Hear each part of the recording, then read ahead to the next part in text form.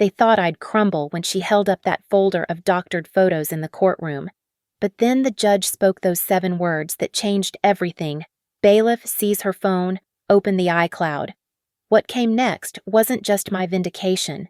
It was her own voice, recorded 3 months ago at 2:17 a.m., detailing how she'd hidden assets, bribed witnesses, and fabricated evidence to destroy me. The woman who'd spent 2 years trying to publicly shame me was about to learn what real humiliation felt like. My name is Lauren Hart, and on that Tuesday morning in the Riverbend County Courthouse, I sat watching my mother-in-law orchestrate what she believed would be my complete destruction.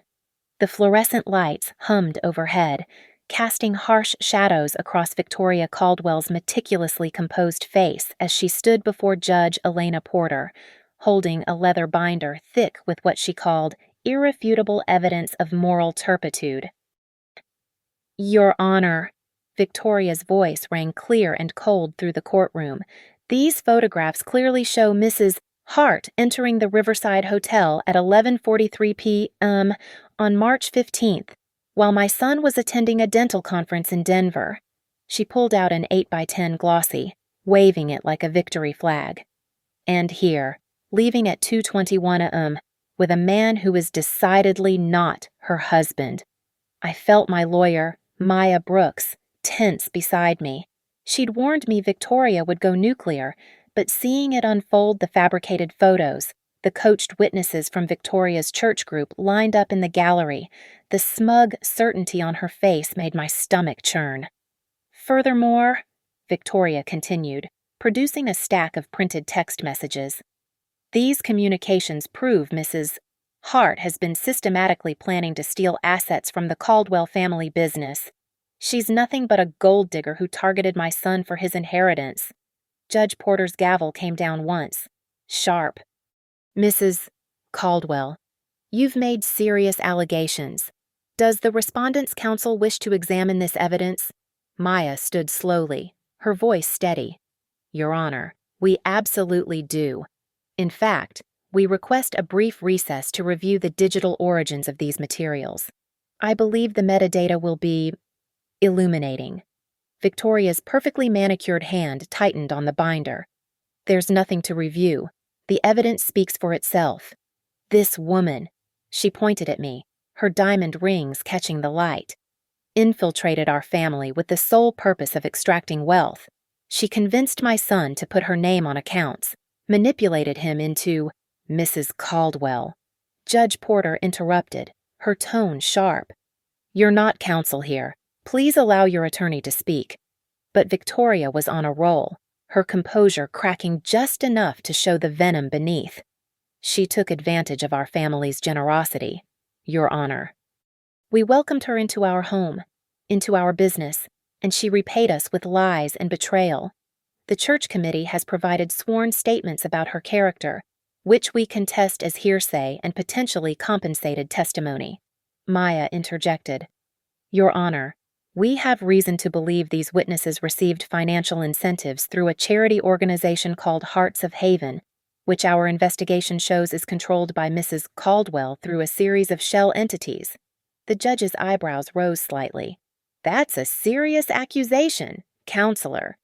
"One we're prepared to prove," Maya replied, pulling out her tablet. "If the court will permit, we can demonstrate that every piece of evidence Mrs. Caldwell has presented has been digitally manipulated or taken drastically out of context. The metadata will show creation dates, modification histories, and in some cases, the actual devices used to fabricate these materials." So, Victoria's attorney, a nervous-looking man named Harrison Webb, finally found his voice. "Objection. Your Honor, the defense is making wild accusations without foundation." "The foundation," Maya said coolly, "is in the iCloud backup that Mrs. Caldwell's own phone created at 3:17 this morning, a backup that, I should note, contains some very interesting voice memos dated 3 months ago." I watched Victoria's face drain of color. For the first time since this nightmare began, I saw fear flicker in her eyes. Judge Porter leaned forward. "Mrs. Brooks, Are you suggesting there's additional evidence not yet presented to this court? I'm saying, Your Honor, that the digital trail never lies. And if Mrs. Caldwell is so confident in her evidence, she should have no objection to a forensic examination of all devices and cloud storage associated with these materials. The courtroom fell silent except for the humming lights and the court reporter's steady typing. Victoria's hand trembled slightly as she reached for her water glass. Your Honor, Maya continued, we request a 30-minute recess to properly present our counter-evidence.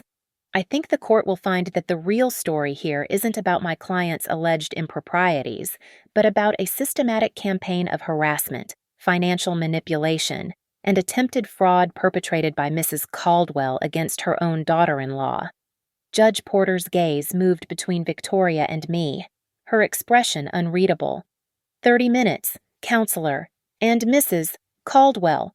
She fixed Victoria with a stern look. I strongly advise you to consult with your attorney about the implications of perjury and evidence tampering. Court is in recess. The gavel came down, and Maya turned to me with the smallest of smiles, ready to watch her house of cards collapse. Looking back, I should have seen the warning signs the day I met Victoria Caldwell. It was at a charity gala 4 years ago, where Ethan introduced me as his girlfriend. She'd taken my hand with a grip that could crack walnuts, her smile never reaching her eyes as she said, "So you're the project manager Ethan can't stop talking about. How ambitious of you." I came from a middle-class family in Ohio. My parents were teachers who taught me the value of hard work and saving every penny. By 33, I'd worked my way up at Northline Therapeutics, earned my PMP certification, and built a respectable portfolio of investments through careful planning and stock bonuses. I wasn't wealthy, but I was proud of what I'd achieved. Ethan was different from the men I'd dated before Warm, where his mother was cold, supportive where she was dismissive. When he wanted to open his own dental practice, Caldwell smiles. I didn't hesitate to offer my savings. "It's an investment in our future," I'd told him, transferring $48,000 from my retirement account and another $30,000 from my stock options. I drew up business plans, negotiated with contractors, even designed the patient management system that would become the backbone of his practice. Victoria watched all of this with barely concealed disdain.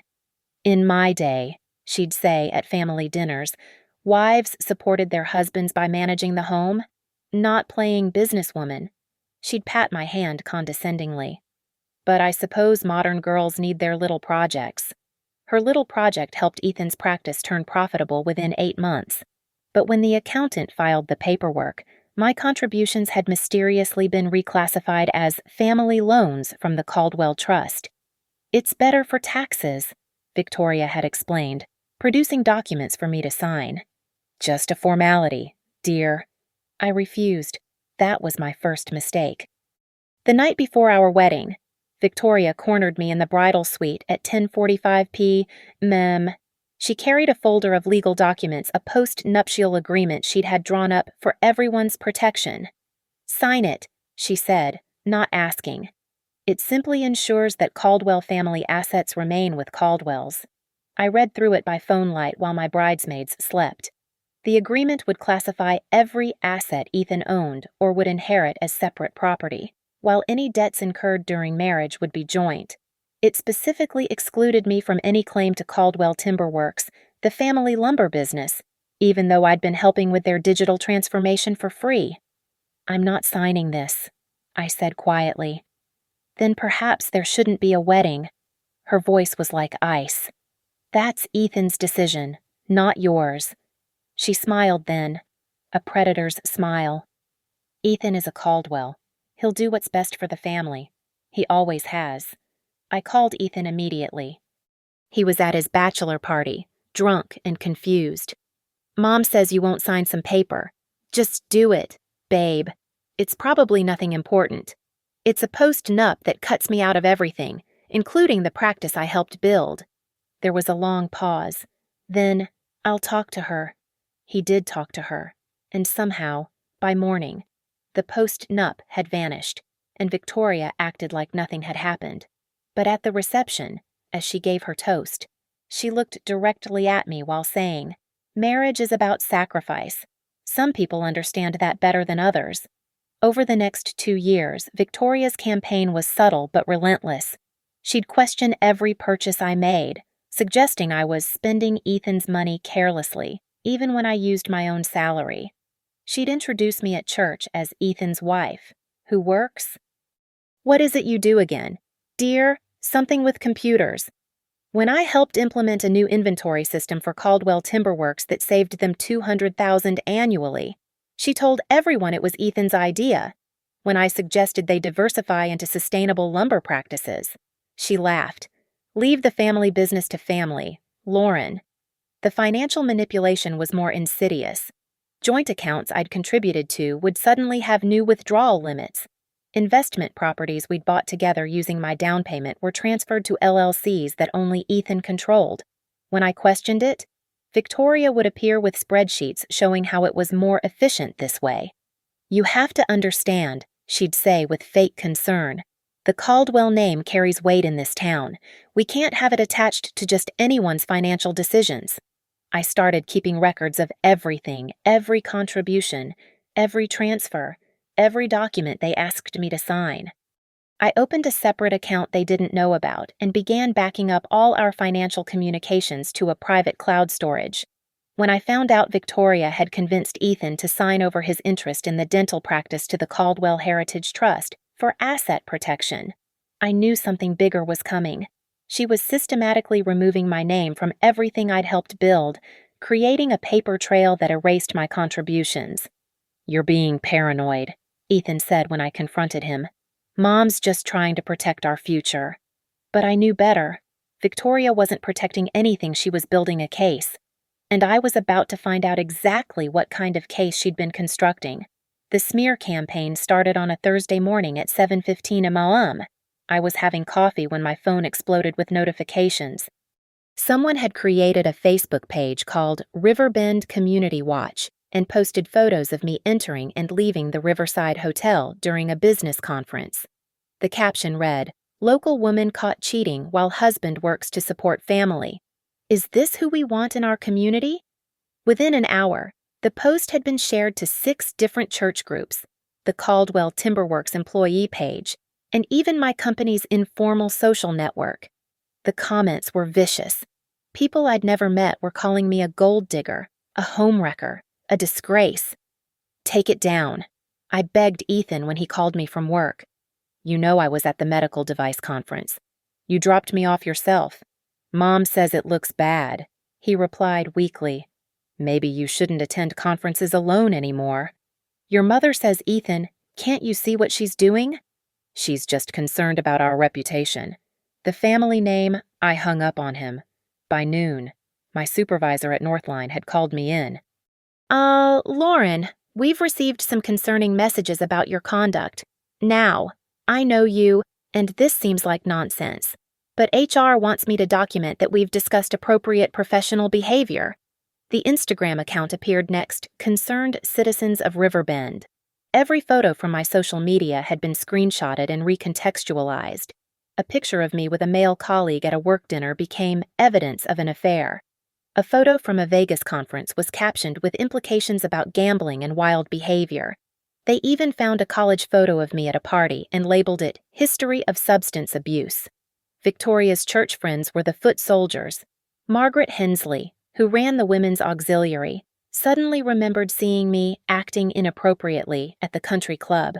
Susan Blackwood swore she'd overheard me talking about taking Ethan for everything he's worth. Even the pastor's wife, Linda Morrison, claimed I'd confessed to marrying for money during a prayer circle I'd never attended. "These are lies," I told Ethan that night. "Your mother is orchestrating this." He was sitting at our kitchen table, surrounded by printouts from the social media posts. "Why would she do that? Mom loves you." "She's never loved me. She's tolerated me. And now she's trying to destroy me." "You're being dramatic." "I check our joint account." He pulled up the banking app on his phone. His face went white. There was 148,000 yesterday. Your mother withdrew it this afternoon for legal consultation on family matters, according to the memo. She wouldn't call her. He did. I watched him shrink as Victoria's voice carried through the phone. It's for your protection, sweetheart. We need good lawyers to defend against what's coming. That woman has been plotting against our family. I have proof. That's when I discovered the Caldwell Heritage Trust documents. While I was defending myself against fake affairs, Victoria had been moving assets, the dental practice, our investment properties, even Ethan's personal investment accounts, all transferred to a trust where Victoria was the sole trustee. The paperwork was dated weeks ago, but Ethan had signed it just yesterday, probably without reading it. You signed away everything we built, I said, staring at the documents I'd found in his office. Mom said it was for tax purposes. Your mother is stealing from both of us. Ethan, can't you see that she's not protecting you? She's protecting herself and the family money from me. My phone buzzed. Another notification. This time, someone had posted on LinkedIn, my professional network, linking to a blog post titled, "The Truth About Lauren Hart, a Warning to Employers." I was drowning. Every platform, every network, every connection I had was being poisoned. Clients were asking my company to assign different project managers. Neighbors were crossing the street to avoid me. Even the barista at my regular coffee shop looked at me differently. The isolation was surgical. Victoria had cut me off from every support system except one Ethan, and she was working on that too. I found messages, Ethan said one evening, holding up his phone. Between you and someone named Mark from your company? I looked at the screen. The messages were fabricated, but they used real headers from our company's communication system. Someone had done their homework. These are fake. Ethan, check the metadata. Check with IT at Northline. Mark is gay, for God's sake. He's been with his husband for 10 years. But the seed was planted. Every late night at work became suspicious. Every business trip was questioned. Victoria had him over for dinner every night while I worked, filling his head with poison disguised as maternal concern. The final straw came when I received a letter from Caldwell Timberworks' attorney. They were conducting an internal investigation into unauthorized access to proprietary information and suspected I'd stolen trade secrets. The letter demanded I preserve all documents and prepare for a deposition. I sat in my car outside our house that night, watching Victoria's Mercedes in our driveway. She was inside with Ethan, probably planning the next phase of destruction. I pulled out my phone and scrolled through my contacts until I found the one person Victoria hadn't counted on, Maya Brooks, attorney at law, answered on the second ring. Maya, it's Lauren Hart. I need help. I'm being destroyed, and I need to fight back. I've been watching the social media posts, Maya said quietly. I was wondering when you'd call. How soon can you get to my office? And Lauren, bring everything. Every document, every email, every text. We're going to need it all. The petition arrived on a Monday at 6:30 p.m., delivered by a process server who looked apologetic as I signed for it. Order for protection of family reputation and assets. It read, with Victoria Caldwell listed as the petitioner. The allegations were devastating theft of proprietary business information, moral turpitude affecting family standing, and suspected embezzlement from marital assets. She's filed for an emergency hearing, Maya said when I called her, panic rising in my throat. Tomorrow at 2 p.m., she's claiming immediate and irreparable harm to the Caldwell family name and business interests. I was still reading through the sworn affidavit Victoria had submitted when the doorbell rang at 8:45 p.m. 2 officers from the Riverbend Police Department stood on my porch. Mrs. Hart, we need to ask you some questions about alleged theft of corporate documents from Caldwell Timberworks. Am I under arrest? No, ma'am. This is a preliminary investigation based on a complaint. We'd like to examine any devices or documents related to your work with the company. Maya had prepared me for this. Officers, I'm happy to cooperate fully. All my devices are here, and I have copies of every document I've ever handled for Caldwell Timberworks, with appropriate authorization forms signed by Ethan Caldwell himself. I handed them my laptop, tablet, and backup drives, all sealed in bags I'd prepared with Maya. I'll need detailed receipts for everything you're taking. Please, The younger officer looked surprised at my preparation. As they cataloged each item, I added, "You should know that all my work for Caldwell Timberworks was done either as a volunteer family member or under a consulting agreement. I can provide those contracts as well." They left at 10:15 p.m., with boxes of evidence that I knew would prove my innocence. But Victoria wasn't counting on legal vindication. She was counting on the investigation itself being enough to destroy me. Maya arrived at my house at 11 p.m. with coffee and a digital forensics expert named Darius Cole, a former cybersecurity engineer who now worked as a private investigator. "We need to go on offense," Maya said, spreading documents across my dining room table. "Darius has been analyzing the social media posts and those fabricated text messages." Darius pulled up his laptop. The Facebook posts originated from 3 IP addresses, all traced back to devices registered to Victoria Caldwell. The Instagram account was created from an email address that, while disguised, shares a recovery phone number with Victoria's main account. "But here's the smoking gun," he continued, pulling up a spreadsheet. "The photos of you at the hotel, the EXIF data shows they were edited 3 weeks ago, not taken on the dates claimed.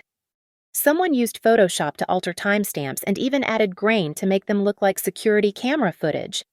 "Can we prove Victoria did it herself?" I asked. "Better. Her home security system backs up to the cloud.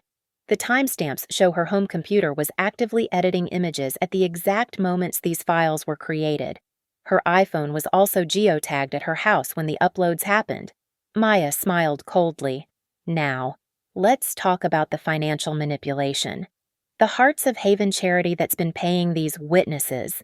It's a 501c3 that Victoria established, but the money flows through 3 different LLCs before reaching the recipients. Classic money laundering structure. Is that illegal? Using charity funds to pay false witnesses? Absolutely. But there's more. Darius found something interesting in Victoria's email server."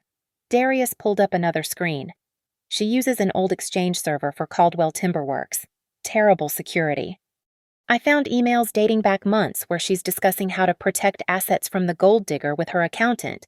But this one's my favorite." He clicked on an email dated 2 months ago, sent at 3:42 a.m. "Need to move everything before the divorce. Set up meeting with Harold about transferring E's inheritance to the Heritage Trust. Make sure nothing traceable to that girl. She gets nothing. Divorce." I stared at the screen. "But Ethan hasn't filed." "No," Maya said quietly. "But Victoria has been planning for him too. She's been orchestrating this entire breakdown of your marriage. Look at this." She showed me a voice memo transcription from Victoria's phone backup, dated 6 weeks ago. "Reminder call Dr. Patterson about counseling referral for Ethan. Need paper trail showing marriage problems. Make sure he documents her unstable behavior. Book appointment during her conference trip." My hands were shaking. She planned everything. The social media attack, the legal complaints, even Ethan's therapy. All to create a narrative where you're the villain and she's protecting her poor, manipulated son. Maya confirmed. "But Lauren, we have everything we need to bury her. The question is, are you ready for how ugly this will get?" A text lit up my phone. "Ethan, Mom says you stole from the company. The police were here. Pack your things and get out of our house by morning." I showed it to Maya. She nodded grimly. "Save that text. Tomorrow at the hearing, we're going to reveal everything. Victoria Caldwell wanted to destroy you publicly. Fine. We'll return the favor, but we'll use the truth. What do you need from me?" "Permission to file our production order. If Victoria denies any of this, we'll request immediate seizure of all her devices right there in court.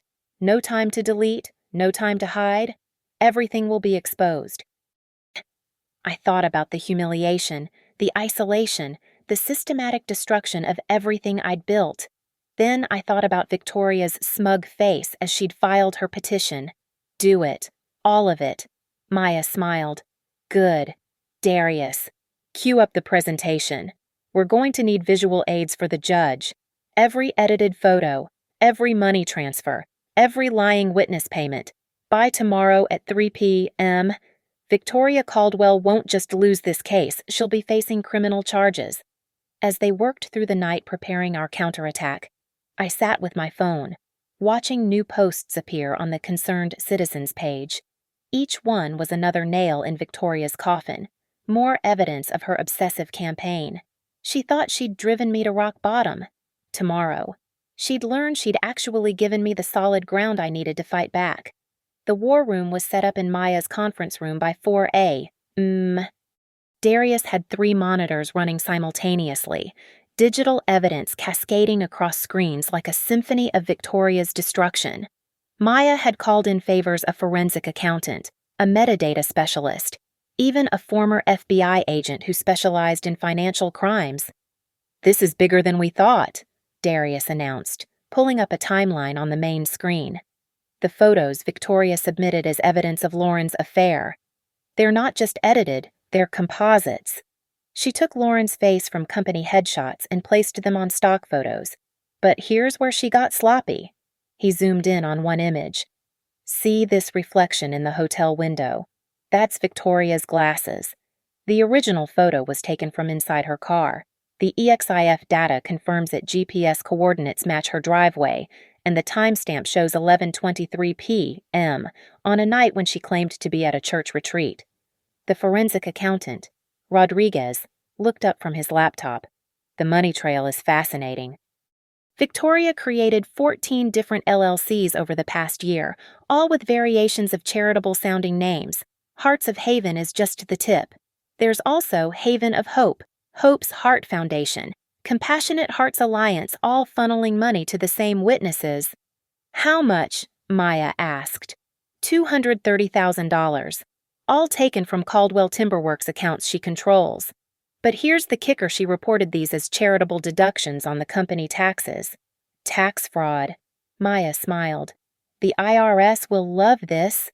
I was reviewing the voice memos Darius had recovered when I found the jackpot. Victoria's iPhone had automatically backed up to iCloud at 3:17 a.m. just this morning, probably while she was sleeping, confident in her victory. The backup included a voice memo from 3 months ago. Victoria's voice, clear and cold. "Note for Harold: need to move Ethan's trust distributions through the heritage vehicle before the divorce filing. That girl put $68,000 into the dental practice, but we'll call it a gift. No documentation means no proof. Already got Margaret and Susan to agree to testify about her character for $2,000 each. Becky wants $5,000, greedy witch, but she'll say she saw Lauren with another man. The edited photos should sell it." "My God," Maya breathed. She recorded herself planning crimes. "There's more," Darius said. "Look at this email thread with her accountant." The emails detailed a systematic plan to drain marital assets while making it appear Lauren was the one stealing. Every withdrawal Lauren had made for household expenses had been recharacterized as suspicious activity. Meanwhile, Victoria had moved over $400,000 in marital property to her shell companies. "We need witness statements," Maya said, pacing. "Darius, can you—" "Already on it." He pulled up another screen. "Becky Rodriguez, one of the paid witnesses, had a change of heart. Apparently, Victoria stiffed her on the $5,000. She's willing to testify about the bribery. And here's the beautiful part: she recorded Victoria coaching her on what to say." The audio was damning. Victoria's voice directing Becky.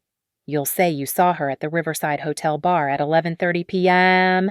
with a dark-haired man. They were intimate, touching hands, kissing. No, you don't know his name. You were shocked because you know she's married to my son." Maya's paralegal knocked and entered. The nursing home called back. "You'll want to hear this." She put the call on speaker. The head nurse's voice filled the room. "Mrs.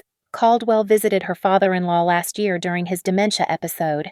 She had him sign multiple documents. We reported it to Adult Protective Services, but the family declined to pursue charges. We have security footage and copies of the signature pages. He didn't even know his own name that day. Kept calling her by his late wife's name." Elder abuse, Maya added to her list. "This keeps getting better." I found myself staring at a photo of Ethan and me from our wedding. Will this destroy him too? Maya put her hand on my shoulder. Ethan made his choice. He chose to believe his mother over his wife. He chose to sign those documents without reading them. He chose to text you to leave your own home. Whatever happens to him now is consequences, not cruelty. Darius pulled up one final screen. Production order is ready. We're asking for immediate surrender of all devices, cloud access, email accounts, and financial records. If she refuses, we've prepared a motion for contempt with criminal referral. What about the courtroom strategy?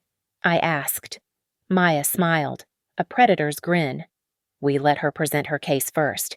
Every lie she tells is another perjury charge. Every piece of fake evidence is another count of fraud.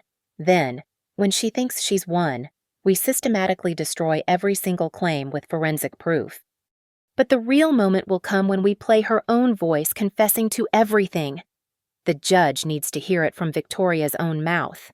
Rodriguez added, That's what will trigger immediate action injunctions, asset freezes, criminal referral. One more thing, Darius said, pulling up his phone. Victoria's been busy tonight. She posted on the Concerned Citizens page an hour ago, saying tomorrow's hearing will finally expose the truth about Lauren Hart. She's invited her entire church congregation to attend. Perfect, Maya said. She wants a public spectacle. She'll get one. But it won't be the show she planned. As the sun rose over Riverbend, we had everything financial records showing embezzlement, metadata proving fabrication of evidence, recordings of bribery and conspiracy, evidence of elder abuse and tax fraud. Victoria Caldwell had built what she thought was an impenetrable attack. Instead, she'd created a comprehensive confession. Get some rest, Maya advised. Court's at 2 p.m. Wear something conservative but confident. Let Victoria think she's won right up until the moment we destroy her. I looked at the arsenal of evidence we'd assembled. She recorded herself committing crimes. Why would anyone be that careless? Arrogance, Maya replied. She's Victoria Caldwell. She's ruled this town's social scene for 30 years. It never occurred to her that someone might fight back with more than tears and protests. She certainly never imagined we'd have the tools to extract her own words from the cloud. As I left Maya's office at 7 a.m., my phone buzzed with another text from Ethan. Mom's lawyer says you're finished. Just sign the divorce papers and walk away with nothing. It's the best you'll get. I didn't reply. In 7 hours, Victoria's own voice would be echoing through that courtroom, confessing to every crime she'd committed. The woman who'd tried to erase me from existence was about to learn what real destruction looked like. The courtroom was packed. Victoria had indeed brought her congregation, all seated behind her like a righteous army. She stood at the petitioner's table in a pearl-white suit, her silver hair perfectly coiffed, radiating maternal dignity. The leather binder sat before her like a weapon. Your Honor, Victoria began, her voice carrying beautifully through the room. I come before you not as an angry mother-in-law, but as a protector of family legacy. The evidence I present today will show a pattern of deception, infidelity, and theft that threatens not just my family, but the very fabric of our community's trust. She opened the binder with theatrical precision. Exhibit of photographs documenting Mrs. Hart's presence at the Riverside Hotel on multiple occasions, meeting with unknown men while my son worked late to support their household. The photos circulated to Judge Porter. Victoria's church friends murmured disapprovingly behind her. Exhibit B text messages between Mrs. Hart and various male colleagues, clearly inappropriate for a married woman. More murmuring. Someone actually gasped. And most damaging, Your Honor, sworn affidavits from 7 upstanding members of our community who witnessed Mrs. Hart's moral failings firsthand. Margaret Hensley stood up in the gallery. I saw her myself. Your Honor, shameful behavior for a married woman. Judge Porter's gavel came down. Mrs. Hensley, you'll remain seated unless called as a witness. Maya leaned over to me. Let them dig deeper. Victoria continued for 20 minutes, painting me as a calculating seductress who'd infiltrated the Caldwell family for money. Her attorney, Harrison Webb, nervously guided her through each piece of evidence. though even he seemed uncomfortable with some of the claims. "In conclusion, Your Honor," Victoria said, tears now glistening in her eyes, "I ask this court to protect my family's assets and reputation from this predator. The evidence speaks for itself." Judge Porter turned to our table. "Ms. Brooks, your response." Maya stood slowly, pulling out her tablet. "Your Honor, we'd like to examine the evidence through forensic analysis. May I approach?" She connected her tablet to the courtroom's display system. The first photo appeared on the large screen. "Mrs. Caldwell, can you confirm this is one of the photos you submitted as evidence?" "Yes, that clearly shows her entering the hotel at 11:43 p.m. "Interesting." Maya zoomed in. "Because the metadata shows this image was created 3 weeks ago, not on the date you claim. Furthermore," she pulled up another window. "This is the original stock photo from Getty Images. As you can see, someone has digitally inserted Mrs. Hart's face." Victoria's composure cracked slightly. "That's absurd. You've tampered with. The EXIF data doesn't lie. Mrs. Caldwell. But let's look closer." Maya zoomed in on the hotel window. "Is this your reflection? Those appear to be your distinctive glasses. And this GPS data shows the photo was taken from your driveway." The church crowd began whispering. Victoria's face flushed. "Let's examine the text messages," Maya continued, pulling up the evidence. "These headers have been fabricated. We've confirmed with Northline's IT department that these messages never existed in their system. However, we did find something interesting in your iCloud backup. Mrs. Caldwell." Victoria went rigid. "I don't have any." "You don't have any recordings?" Maya smiled. "Are you certain because your iPhone automatically backed up to iCloud at 3:17 this morning?" "Your Honor, we'd like to play a voice memo from that backup, dated 3 months ago." Harrison Webb jumped up. "Objection. We haven't been provided this evidence. It's Mrs. Caldwell's own voice counselor," Judge Porter said coolly. "I'll allow it." Maya hit play. Victoria's voice filled the courtroom. "Note for Harold need to move Ethan's trust distributions through the heritage vehicle before the divorce filing. That girl put $68,000 into the dental practice, but we'll call it a gift. No documentation means no proof. Already got Margaret and Susan to agree to testify about her character for $2,000 each." The courtroom erupted. Margaret Hensley's face went white. Susan Blackwood looked like she might faint. "There's more, Your Honor," Maya said, playing another clip. "Becky wants $5,000 greedy witch, but she'll say she saw Lauren with another man. The edited photos should sell it." Judge Porter's expression had turned to stone. "Mrs. Caldwell, did you just submit fabricated evidence to this court?" Victoria's mouth opened and closed like a fish. That's not." "You don't understand the context. The context seems clear," Judge Porter said. "But Ms. Brooks, you mentioned iCloud backup. Do you have access to more recordings? We have a production order request, Your Honor, but it requires Mrs. Caldwell's devices to verify authenticity." Victoria clutched her phone. "This is entrapment. They hacked my Mrs. Caldwell." Judge Porter's voice cut through the chaos. "You have 2 choices. Voluntarily provide your devices for forensic examination, or I'll issue an immediate seizure order. I need to speak with my attorney. You can speak with him after. Bailiff, secure Mrs. Caldwell's phone and any other electronic devices." The bailiff approached Victoria, who held her phone against her chest. "You can't do this. Mrs. Caldwell, you're 1 second away from contempt charges. Hand over the device." With shaking hands, Victoria surrendered her iPhone. The bailiff also collected her iPad from her bag. "Your Honor," Maya said, "we have a forensic analyst ready to access the iCloud account immediately, with the court's permission." "Proceed." Darius came forward with his laptop, connecting Victoria's phone. Within minutes, he had the iCloud account open on the courtroom display. "Your Honor, the voice memos folder contains 43 recordings dating back 6 months. Play recording titled Strategy Discussion, dated 3 months ago," Maya directed. Victoria's voice again. The Heritage Trust will protect everything from that gold digger. Once Ethan signs, she can't touch any of it. I've already had Harold backdate some documents. If she challenges it, we'll destroy her reputation so thoroughly she won't dare show her face in court.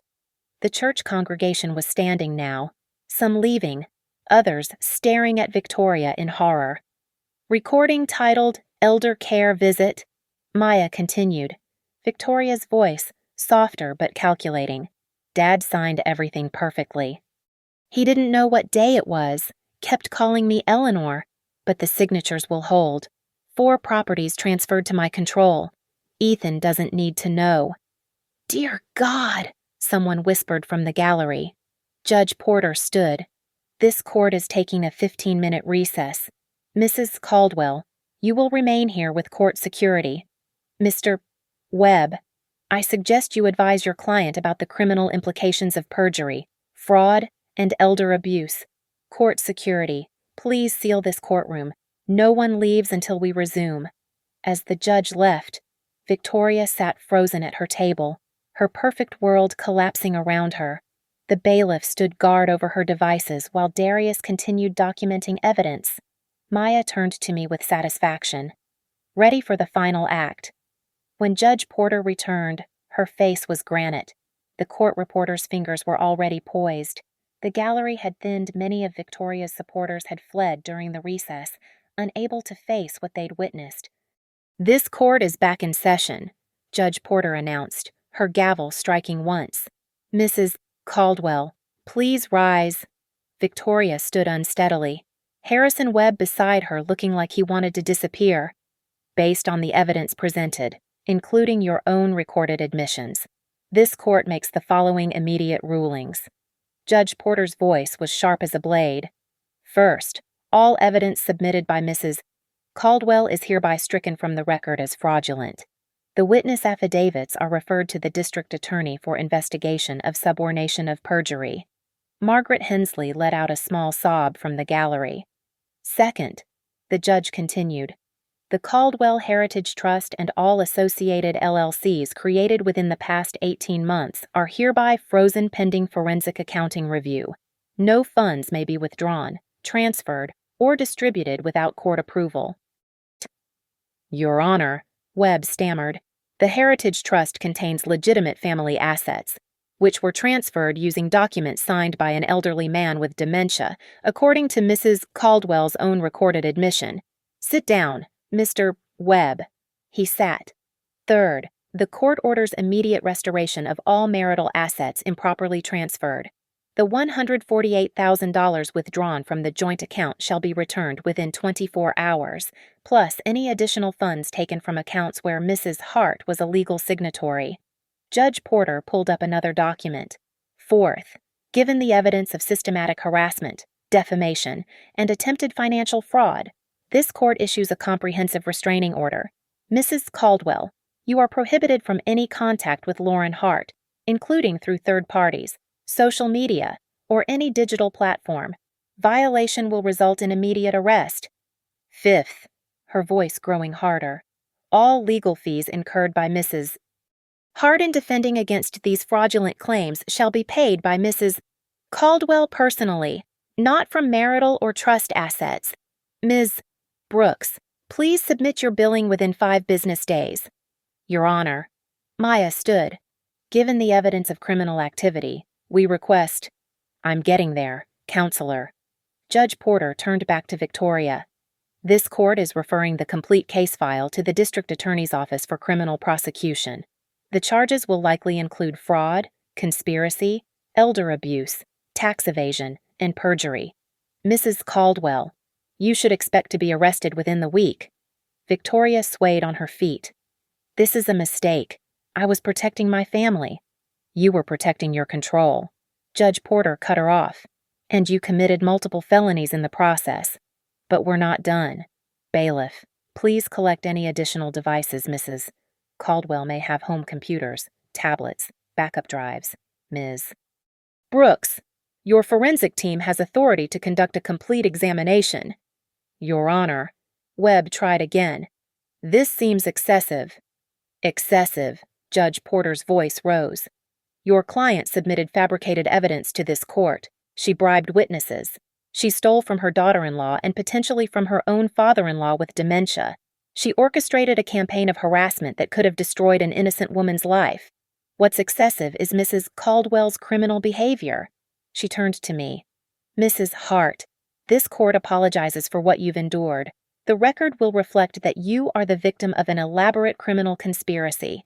Any damage to your reputation should be considered in light of these findings. Then, back to Victoria. As for the divorce proceedings between your son and Mrs.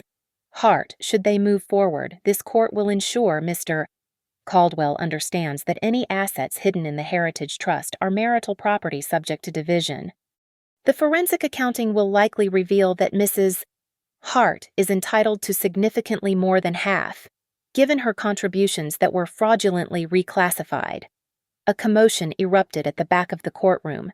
Ethan had arrived, his face pale as he took in the scene, his mother standing like a defendant. The judge's stern expression, my lawyer's satisfied smile. "Mom," he called out. "What's happening?" Judge Porter addressed him directly. "Mr. Caldwell, your mother has been exposed committing multiple crimes, including stealing from your marital assets and defrauding your wife. You might want to consult your own attorney about recovering the assets she transferred without your knowledge. Furthermore," she continued, returning to Victoria, "this court finds evidence suggesting contempt of court in Mrs. Caldwell's refusal to acknowledge her crimes. Mrs. Caldwell, you have two choices publicly acknowledge, right now, that you fabricated evidence and lied to this court, or spend the next 24 hours in county jail for contempt while we continue our investigation." Victoria's perfect composure finally shattered completely. "This is not how this was supposed to happen." "No," Judge Porter agreed. "You expected to destroy Mrs. Hart publicly while hiding behind your reputation and social standing. Instead, you've exposed yourself as a criminal. Your choice. Mrs. Caldwell, admission or jail?" Victoria looked around the courtroom at her son's shocked face, at her fleeing church friends, at the court reporter documenting every word. Her voice came out as a whisper. I submitted false evidence." "Louder, Mrs. Caldwell. The court needs to hear you clearly." "I submitted false evidence." Victoria's voice cracked. "I edited the photos. I paid the witnesses. I lied about Lauren. All of it was lies." "Bailiff," Judge Porter commanded, "take Mrs. Caldwell into custody for processing. She'll be released on her own recognizance pending criminal charges, but only after she's been formally booked." As the bailiff approached with handcuffs, Victoria's legs gave out. She collapsed into her chair, the pearl-white suit that had projected such dignity now making her look like a fallen angel. "This court is adjourned," Judge Porter announced with a final strike of her gavel. "Mrs. Hart, you're free to return to your home immediately. Any interference from any Caldwell family member will be considered violation of the restraining order." The bailiff helped Victoria to her feet, her hands now cuffed in front of her. As they led her past our table, she looked at me with pure hatred. "You destroyed everything," she hissed. "No," I replied quietly. "You did that yourself. I just played the recording." The courthouse hallway was a study in devastation. Victoria's leather binder lay abandoned on a bench, its carefully curated lies scattered across the floor. Through the window, I watched as deputies led her to a patrol car, her silver hair catching the afternoon light one last time before she disappeared into custody. Ethan stood frozen by the courtroom doors, his face cycling through disbelief, anger, and something that might have been shame. When he finally looked at me, his eyes were those of a stranger. "Lauren, don't," I said firmly. "Your mother's voice on those recordings said everything. You knew. Maybe not all of it, but you knew enough. I didn't know about the photos, the witnesses. But you knew about the trust transfers. You knew about the money she took from our account. You knew she was trying to destroy me, and you stood by and let it happen." His shoulders sagged. "She's my mother. And I was your wife." The word hung between us like a blade. Maya appeared beside me, carrying a box sealed with evidence tape Victoria's devices, now property of the investigation. "The forensic team found more," she said quietly. "Email threads going back 2 years. She'd been planning this since your wedding day." Behind Ethan, the elevator opened. 2 detectives stepped out, their badges visible. "Mr. Caldwell, we need to ask you some questions about the Heritage Trust transfers. You can come voluntarily, or we can get a warrant." He looked at me one last time, searching for something forgiveness, maybe, or pity. He found neither. As the elevator doors closed on him, I felt nothing but relief. Maya and I walked out of the courthouse into the bright Colorado afternoon. The reporters Victoria had probably alerted were there, but their cameras were focused on the patrol car pulling away, not on me. "The criminal trial will take months," Maya said, "but the financial recovery will be swift. The judge's orders are immediately enforceable. You'll have your money back by end of week, and likely significant damages on top. What about the practice, the house, all marital property? With the evidence of fraud, you'll get more than half, probably 70-30 in your favor." A text buzzed on my phone. It was from Margaret Hensley. "Lauren, I'm so sorry. I didn't know about the recordings. She told us you were evil, and we believed her. God forgive me." I deleted it without responding. Then another, from Susan Blackwood. Then another, from someone at the church. Delete, delete, delete. Their apologies meant nothing now. "What will you do?" Maya asked. I thought about it as we reached her car. "Northline offered me a promotion. Senior Director of Strategic Initiatives. It comes with relocation to their Seattle office.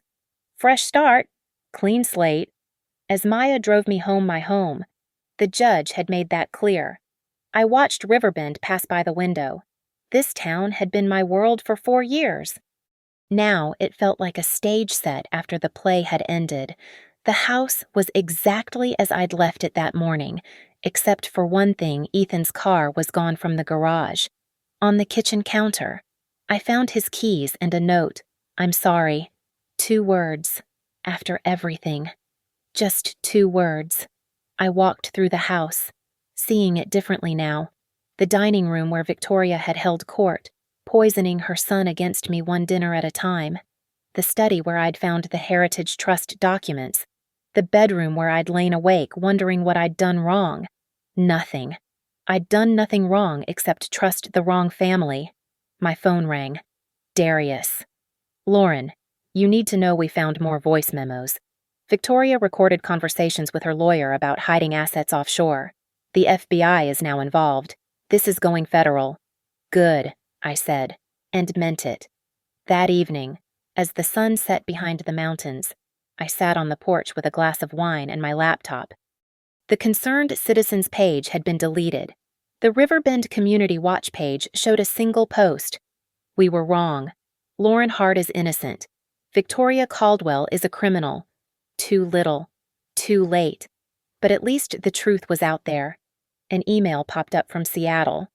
"Ms. Hart, we're delighted to confirm your acceptance of the position. Relocation assistance is approved. We look forward to having someone of your integrity join our team." Integrity. They had no idea how much that word meant now. The doorbell rang. Through the peephole, I saw a sheriff's deputy. "Mrs. Hart, I'm here to serve you with documents." My heart sank. What now? But when I opened the envelope, I almost laughed. It wasn't another attack. It was the formal criminal complaint against Victoria. I was listed as the primary victim. The charges went on for 3 pages: wire fraud, conspiracy, elder abuse, witness tampering, perjury, obstruction of justice. "The DA wants to know if you'll testify," the deputy said. "With pleasure." As he left, I stood in my doorway, looking out at the quiet street. Tomorrow, movers would come. Next week, I'd be in Seattle. The divorce would be handled by lawyers. The criminal trial would proceed without me needing to be here for every moment. Victoria had wanted to destroy me publicly, to shame me into disappearing. Instead, she'd freed me. Her hatred had burned away everything that tied me to this place, this family, this life I'd tried so hard to build with people who never wanted me in it. I pulled out my phone and opened the recording app. There was something poetic about it, Victoria's own voice being her downfall. She'd been so careful with her image, so meticulous with her reputation. But she'd forgotten the first rule of the digital age: nothing ever really disappears. Somewhere tonight, she was sitting in a cell, her bail hearing not until morning. The woman who'd weaponized shame against me was now drowning in it herself. I closed the door on Riverbend, on the Caldwells, on everything. Tomorrow would be about boxes and packing tape. Next week would be about new beginnings. But tonight was about something simpler. Tonight, justice had spoken in Victoria Caldwell's own voice, and that voice had confessed to everything. Judge Porter had said it best: justice isn't a weapon of honor, it's a mirror. Victoria had finally seen her true reflection, and the whole world had watched her shatter. Thank you so much for listening to this story of betrayal, justice, and ultimate vindication. I'd love to know where you're listening from. Drop a comment below and let's connect. If this story resonated with you, please subscribe to the channel and share your thoughts. Have you ever had to stand up against someone who tried to destroy your reputation? How did you find the strength to fight back? Your stories inspire me to keep sharing these powerful tales of justice served.